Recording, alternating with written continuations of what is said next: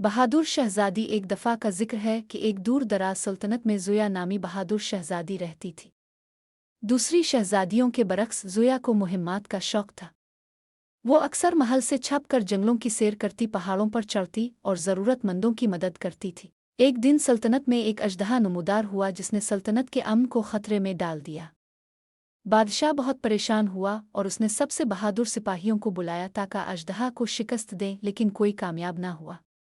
ये सुनकर ज़ुया ने फैसला किया कि वो खुद इस मसले को हल करेगी। वो जानती थी कि अजदहा महज एक आम मखलूक नहीं था, बल्कि वो एक जादू के ज़ेर असर था। ज़ुया हिम्मत के साथ अपने सफ़र पर रवाना हुई। वो सबसे बुलंद पहाड़ पर चढ़ी जहाँ अजदहा रहता था।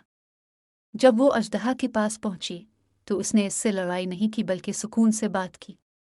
अजदहा इसकी मेहरबानी से हैरान हुआ और बताया कि वो एक शहजादा था जिस पर जादू का असर था। ज़ुया ने वादा किया कि वो इस जादू को तोड़ने में मदद करेगी। वो तारीक जंगल में गई ताकि एक जादुई फूल तलाश करे जो जादू को ख़त्म कर सके। दिनों की तलाश के बाद वो फूल मिला और वो इसे लेकर अजदहा के पास वापस आए। जैसे ही फूल अजदहा को छुआ, जादू ख़त्म हो गया और शहजादा आज़ाद हो गया। शहजादे ने ज़ुया का शुक्रिया अदा किया और इसे शादी की पेशकश की।